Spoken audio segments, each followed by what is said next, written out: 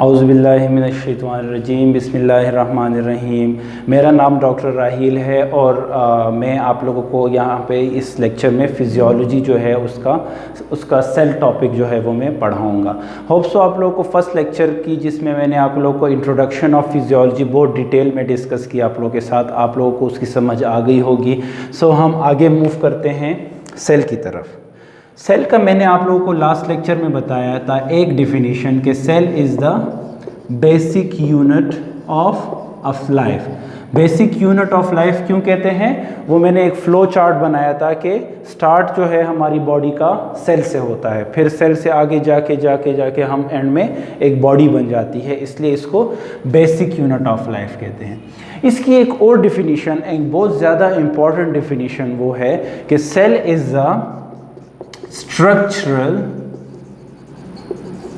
and functional unit of life। अब हम इस डिफिनीशन को थोड़ा सा डिस्कस करते हैं। यहाँ पे दो वर्ड्स हैं, आप अगर नोट करें, स्ट्रक्चर एंड फंक्शन। तो लास्ट लेक्चर में मैंने आपको बताया था कि फिजियोलॉजी जो है, फिजियोलॉजी का लेक्चर है ये हमारा फिजियोलॉजी। इसमें हम क्या पढ़ेंगे, इसमें हम पढ़ेंगे functions of the different organ system of the human body.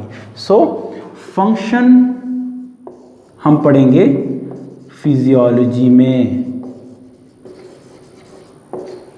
यहाँ पे स्ट्रक्चर किसे कहते हैं, शक्ल, ठीक है। तो शक्ल के बारे में आप लोग पढ़ेंगे, एक सब्जेक्ट है जिसका नाम है एनेटमी, ठीक है, जो आप लोगों ने स्टार्ट की होगी। बाकी लेक्चर्स इसके हमारे दूसरे टीचर्स जो हैं वो अपलोड करते रहते हैं।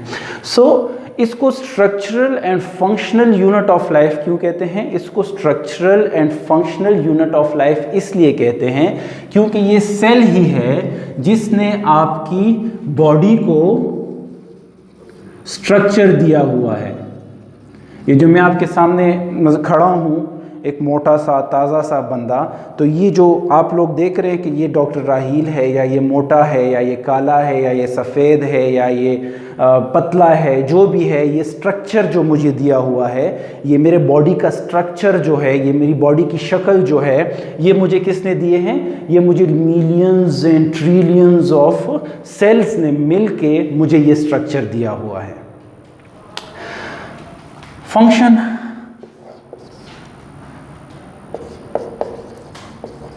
क्या है, फंक्शन क्या है, मेरे बॉडी में डिफरेंट ऑर्गन्स जो अपना फंक्शन अदा कर रहे हैं, जो अपना फंक्शन में अपना रोल प्ले कर रहे हैं। जैसे कि फॉर एग्ज़ाम्पल मैं खाना खाता हूँ तो सबसे पहले मैं जो मेरा बोलस होता है, जो मेरा निवाला होता है, वो मैं अपने ओरल कैविटी में रखता हूँ। ओरल कैविटी मैं अपने मुंह में रखता हूँ। उसमें फर्स्ट फंक्शन क्या हुआ, फर्स्ट फंक्शन हुआ मेरे टूथ का, टीथ जो होते हैं, दांत। इसका क्या फंक्शन है, मेस्टिकेशन, मैं अपने खुराक को इसके ज़रिए चबा रहा हूँ। So this is the normal function of my teeth. इसी तरह फिर मैंने उस खुराक को निगल लिया, फिर निगलना जो है वो किस ऑर्गन के थ्रू हुआ, वो हुआ लास्ट जो फर्स्ट लेक्चर है उसमें मैंने बताया था एसोफेगस, जो डाइजेस्टिव सिस्टम का एक ऑर्गन है, ठीक है। So this is the normal function, oesophagus के थ्रू। फिर गया स्टमक में क्या हुआ, स्टमक में उसके ऊपर HCl फेंका गया, उसके ऊपर डिफरेंट एंजाइम्स फेंके गए, जो हम आगे पढ़ेंगे कि इन डिफरेंट एंजाइम्स के फंक्शंस क्या है, वो हम एक एक सिस्टम में करके नॉर्मल फंक्शंस पढ़ेंगे। तो जब ये नॉर्मल फंक्शन का आपको पता चलेगा तो एबनॉर्मेलिटी जो है वो बहुत इजीली आप लोग डिटेक्ट कर सकेंगे। सो ये सारे फंक्शंस जो हैं डिफरेंट बॉडी में, सो ये किसके थ्रू होते हैं, ये सेल के थ्रू होते हैं। इसीलिए हम सेल की डिफिनीशन करते हैं कि cell is defined as the structural and functional unit of life. जिंदगी की फंक्शन भी सेल करता है और स्ट्रक्चर भी इसको सेल देता है। सो मैं आप लोगों को सिर्फ स्ट्रक्चर के बारे में थोड़ा बहुत बताना चाहता हूँ, सेल के स्ट्रक्चर के बारे में, कि सेल जो है इट इज़ कंपोज्ड ऑफ, किस चीज़ से बना है, कंपोज मीन्स बना है, composed of water, main component और सबसे ज़्यादा कंपोनेंट आपके सेल में वाटर का है। कितना है? 70 से 90% आपका जो सेल है वो वाटर से बना हुआ है। वाटर के अलावा इसमें प्रोटीन्स हैं, ठीक है, इसमें कार्बोहाइड्रेट्स हैं,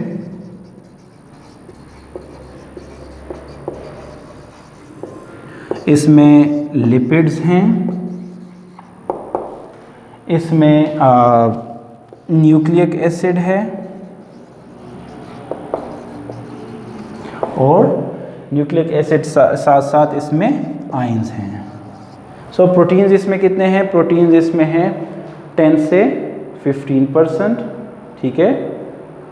कार्बोहाइड्रेट्स इसमें हैं 3%, लिपिड्स जो हैं वो 2% है, न्यूक्लिक एसिड 5 से 7% और 1% इसमें जो है वो आयन है।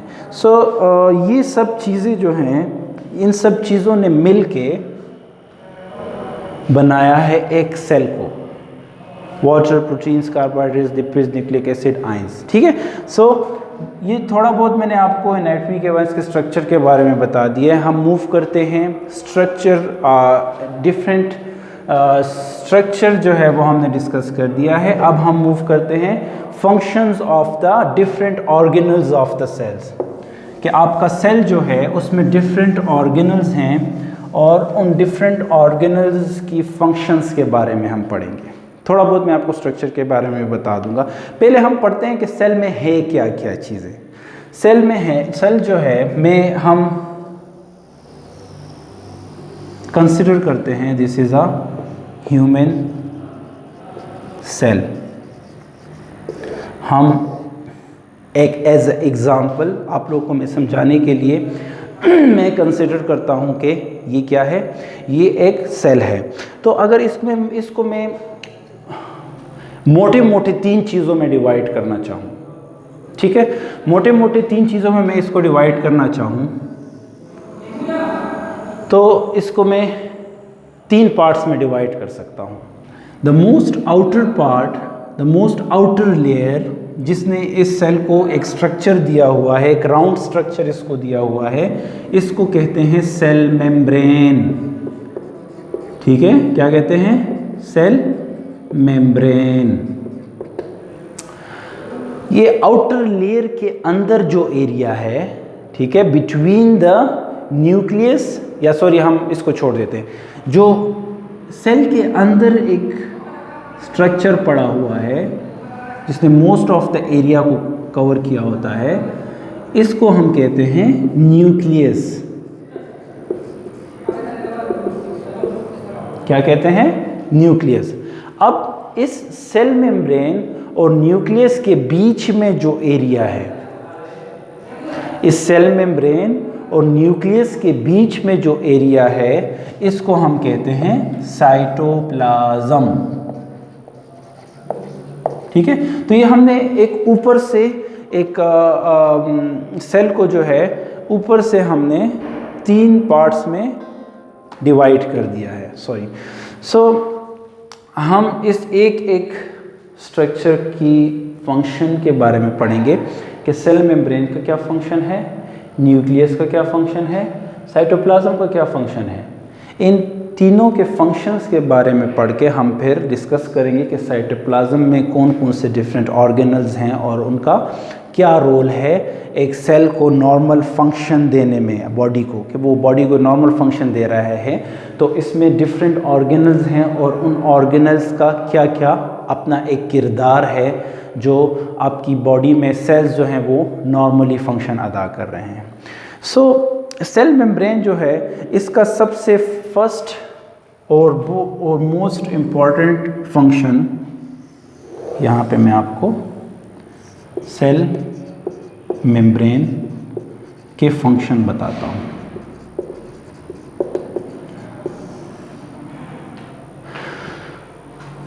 स्ट्रक्चर के बारे में मैं आपको बता दूं कि मैं यहाँ से बाहर बताता हूँ क्योंकि यहाँ पे हम फंक्शन लिखेंगे।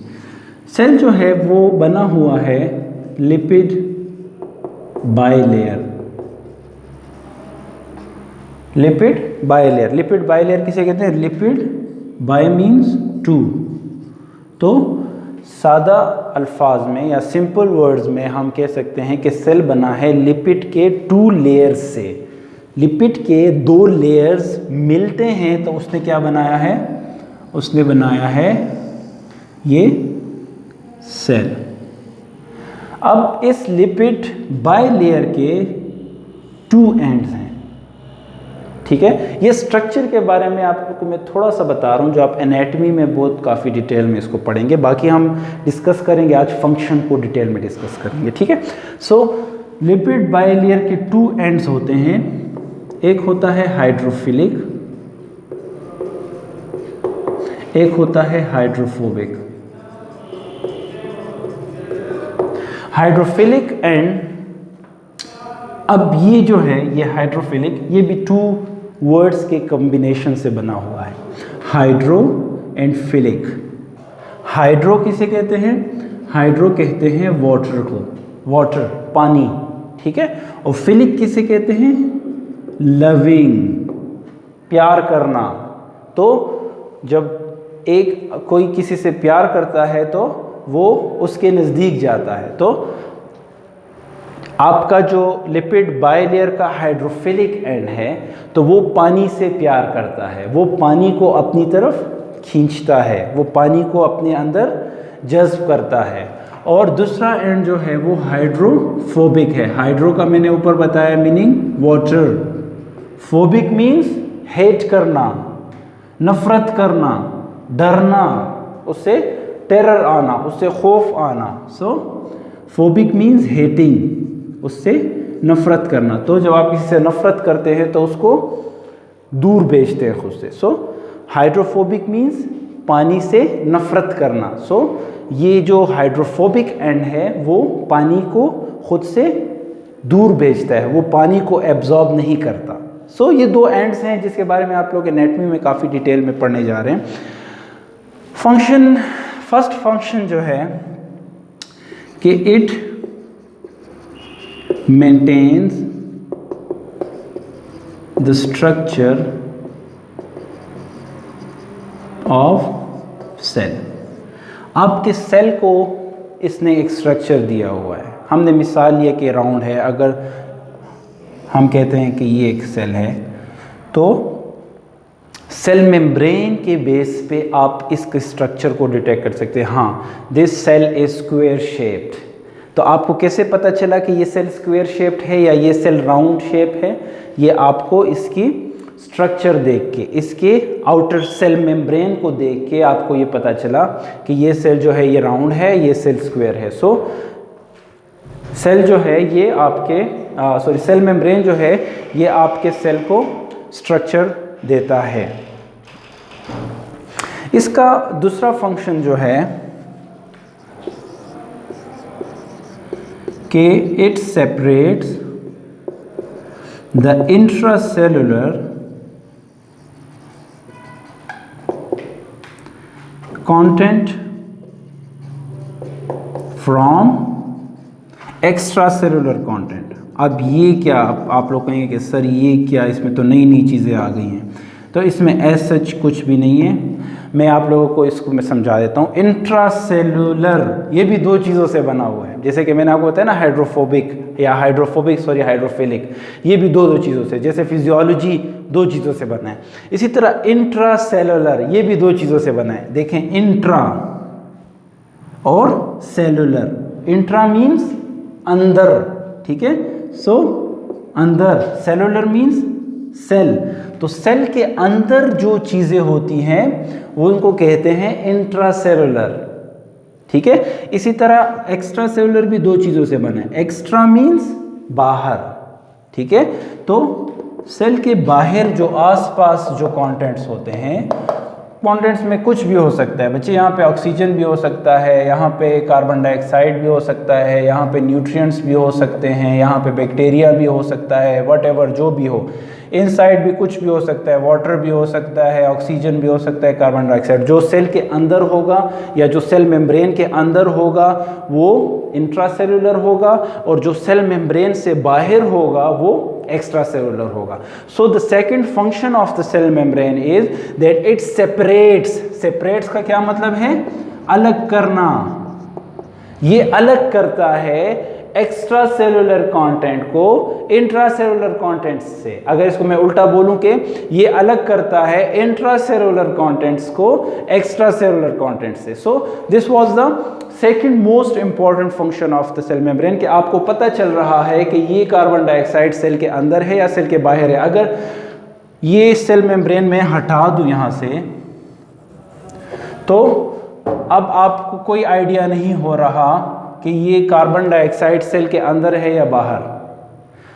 यहाँ पे आपको इसलिए पता चल रहा है कि सेल मेम्ब्रेन ने इसको एक बाउंड्री दी हुई है, इसको एक स्ट्रक्चर दिया हुआ है, और एक्स्ट्रा सेलुलर को इंट्रा सेलुलर से और इंट्रा सेलुलर को एक्स्ट्रा सेलुलर से अलग किया हुआ है। इसके बाद जो थर्ड मोस्ट इम्पॉर्टेंट फंक्शन है कि entry of oxygen and carbon dioxide. अब ये बहुत ज़्यादा इम्पॉर्टेंट फंक्शन है सेल मेम्ब्रेन का। आपकी बॉडी में जब आप सांस इनहेल करते हैं, आपके लंग्स के थ्रू जब ऑक्सीजन अंदर जाती है और आपकी बॉडी से फिर आपके लंग्स के थ्रू बॉडी से कार्बन डाइऑक्साइड दोबारा जो है वो बाहर आती है, तो लंग्स में ये ऑक्सीजन जाके ब्लड में एब्जॉर्ब हो जाता है। ब्लड में एब्जॉर्ब होने के बाद मैंने आपको लास्ट लेक्चर में बताया था कि कार्डियोवास्कुलर सिस्टम के थ्रू ये ऑक्सीजन हमारे बॉडी के हर कोने तक खून में पहुंच जाता है। अब अगर खून में ये पहुंच गया तो वहाँ से ये सेल के अंदर कैसे जाएगा? अगर ये सेल मेम्ब्रेन ना हुआ तो ये ऑक्सीजन उस कोने में पहुँच के वापस आ जाएगा और एक्सहेल हो जाएगा। लेकिन यहाँ पे अल्लाह ताला ने इसको ये फंक्शन दिया हुआ है कि ये सेल मेम्ब्रेन जो है ये इस ऑक्सीजन को सेल के अंदर दाखिल होने देता है, और आपके सेल के अंदर जो कार्बन डाइऑक्साइड बना है, बच्चे ये आप लोग के जहन में आएगा कि ये कार्बन डाइऑक्साइड अंदर कैसे बना है, ये हम डिटेल में डिस्कस करेंगे रिस्पायरेटरी सिस्टम में। जो आपके सांस का सिस्टम है ना, कि सांस जब आप लेते हैं ऑक्सीजन अंदर जाता है, सांस क्यों लेते हैं, इसका फंक्शन क्या है, इसमें डिफरेंट ऑर्गन्स के क्या क्या फंक्शन है, वो हम रिस्पायरेटरी सिस्टम में डिस्कस करेंगे। फिलहाल आप लोग जहन में सिर्फ ये रखें कि सेल मेम्ब्रेन का एक बहुत इंपॉर्टेंट फंक्शन ये है कि इसके दो एंड्स हैं, हाइड्रोफिलिक एंड हाइड्रोफोबिक। सो ये एंड्स का क्या फंक्शन है कि ये ऑक्सीजन को अंदर दाखिल होने देता है और कार्बन डाइऑक्साइड को सेल से बाहर ब्लड में दाखिल करवा देता है, और ब्लड के थ्रू ये कार्बन डाइऑक्साइड वापस लंग्स में आ जाते हैं और हम एक्सहेलेशन से ये कार्बन डाइऑक्साइड बॉडी से निकाल देते हैं। एक fourth function and last function कि it acts as a protective barrier. Protective barrier, अब ये क्या चीज़ है? प्रोटेक्शन, ठीक है, उसकी हिफाजत करना, इसको हिफाजत कहते हैं हम। जैसे आप आजकल जो मिनिस्टर्स के साथ मुख्तलिफ लोग जाते हैं उनकी प्रोटेक्शन के लिए, तो इसी तरह आपके सेल्स के अंदर जो डिफरेंट ऑर्गेनल्स हैं, जिसमें मैं आपको बता दूं माइटोकॉन्ड्रिया, जो आगे हम इस लेक्चर में इसके फंक्शंस पढ़ेंगे, ठीक है। इसी तरह रफ एंडोप्लाज्मिक रेटिकुलम, ठीक है, स्मूथ एंडोप्लाज्मिक रेटिकुलम, राइबोसोम्स। सो ये डिफरेंट ऑर्गेनल्स को आपका सेल मेम्ब्रेन जो है वो क्या कर रहा है? इसकी हिफाजत कर रहा है। कैसे कर रहा है हिफाजत? मैं अगर इस सेल मेम्ब्रेन को हटा दूं यहाँ से, तो ये फैल जाएंगे, स्प्रेड हो जाएंगे, चले जाएंगे, खफा हो जाएंगे, भाग जाएंगे यहाँ से। तो इस सेल मेम्ब्रेन ने आपके सेल के डिफरेंट ऑर्गेनल्स को प्रोटेक्ट किया हुआ है, इसको प्रोटेक्शन दी हुई है, इसकी हिफाजत करता है। यहाँ पे जब बैक्टीरिया आता है तो कुछ बैक्टीरियाज को आपका सेल मेम्ब्रेन अंदर जाने की इजाज़त नहीं देता। वो कहता है कि ये बैक्टीरिया इन ऑर्गेनल्स के लिए ख़तरनाक है, ठीक है। तो इस बैक्टीरिया को अंदर आने की इजाज़त नहीं देता, कुछ वायरसेस को अंदर आने की इजाज़त नहीं देता। अब अगर फॉर एग्ज़ाम्पल ये बैक्टीरिया अपने साथ 50 किलोग्राम बारूद ले आए तो फिर तो ये बाय फोर्स अंदर जाएगा। मैं आपको मिसाल दे रहा हूँ समझाने के लिए। अगर ये बैक्टीरिया बहुत ज़्यादा स्ट्रॉन्ग है, ये अपने साथ 20,000 का लश्कर ले आए और सेल पे जो है ना ये अटैक कर ले, तो फिर तो ये मजबूरन हार जाएगा, ये तो फिर इजाज़त दे देगा। लेकिन अगर ये 2-3 सेल्स आ जाएं, हमलावर हो जाए, तो ये सेल मेम्ब्रेन इसको अंदर जाने की इजाज़त नहीं देता। So this was all about the functions of the cell membrane. अब हम डिस्कस करते हैं स्टॉप की बस स्टॉप ना लैपटॉप के चार्ज ख़त्म ना द लग स्टॉप कही का ना